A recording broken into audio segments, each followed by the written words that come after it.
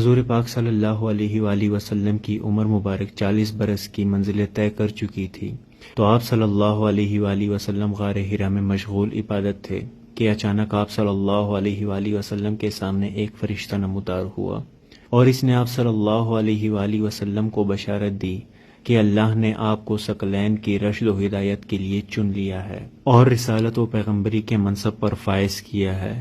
عائشہ رضی اللہ تعالیٰ عنہ آپ کی نبوت کا تذکرہ ان الفاظ میں کرتی ہیں: نبی اکرم صلی اللہ علیہ وآلہ وسلم پر شروع میں سچے خوابوں کا سلسلہ جاری رہا۔ جو بھی آپ خواب دیکھتے، اس کی تعبیر اس درجہ روشن اور صحیح ثابت ہوتی کہ جیسے طلوع صبح کے لیے صبح کی سفیدی کا ظہور ہوتا ہے۔ پھر آپ صلی اللہ علیہ وآلہ وسلم کو خلوت محبوب ہو گئی اور حرا میں مشغول عبادت رہنے لگے۔ آپ اہل و عیال کے پاس تشریف لاتے، حضرت خدیجہ آپ صلی اللہ علیہ وآلہ وسلم کے لیے کچھ توشہ تیار کرتی اور آپ صلی اللہ علیہ وآلہ وسلم اس کو لے کر غار حرا میں تشریف لے جاتے۔ اس طرح حرا میں آپ مشغول عبادت تھے کہ ایک روز اچانک آپ پر خدا کا فرشتہ نمودار ہوا اور کہنے لگا: اقرأ، پڑھیے۔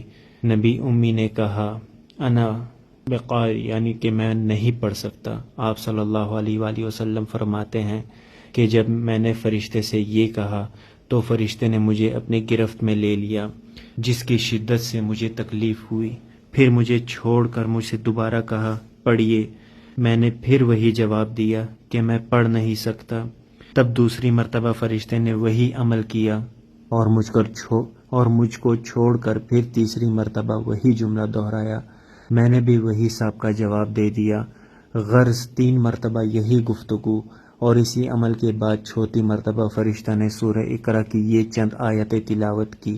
اس کے بعد جب حرا کے اندر آپ اس معاملے سے فارغ ہوئے تو آپ کا قلب کانپ رہا تھا۔ آپ گھر تشریف لائے اور حضرت خدیجہ الکبریٰ رضی اللہ تعالی عنہا سے کہا: مجھے چادر اوڑھاؤ۔ خدیجہ رضی اللہ تعالی عنہا نے آپ کو چادر اوڑھائی، جس سے آپ کو سکون ہوا۔ تو خدیجہ رضی اللہ تعالی عنہا سے آپ نے یہ تمام واقعہ کہہ سنایا اور فرمایا: مجھے تو اپنی جان کا خوف ہے۔ حضرت خدیجہ رضی اللہ تعالی عنہا نے سن کر عرض کیا: واللہ، خدا آپ کو ہرگز رسوا نہیں کرے گا، کیونکہ آپ صلہ رحمی کرتے ہیں، مہمانوں کی مہمانداری کرتے ہیں، آپ بے سہاروں کے لیے سہارا اور مفلسوں کے لیے ذریعہ معاش مہیا کرتے ہیں۔ اس گفتگو کے بعد حضرت خدیجہ آپ کو ورقہ بن نوفل کے پاس لے گئیں، جو زمانۂ جاہلیت میں سچے عیسائی مذہب کے پیروکار و متبع تھے، عبرانی زبان سے واقف اور انجیل کی کتابت کیا کرتے تھے، بہت ضعیف العمر تھے۔ خدیجہ نے ورقہ سے کہا: برادر من، میں اپنے بھتیجے کا واقعہ سنیے۔ ورقہ نے حالات پوچھے، اپنے حرا کا واقعہ سنایا، یعنی کہ حضور پاک صلی اللہ علیہ وآلہ وسلم نے غار حرا کا واقعہ سنایا۔ تو ورقہ نے کہا: یہ وہی فرشتہ ہے جو موسیٰ کے پاس آیا کرتا تھا۔ کاش میں اس وقت تک زندہ رہوں جب تیری قوم تجھے وطن مکہ سے نکالے گی۔ آپ نے فرمایا: کیا میری قوم مجھ کو وطن سے بے وطن کر دے گی؟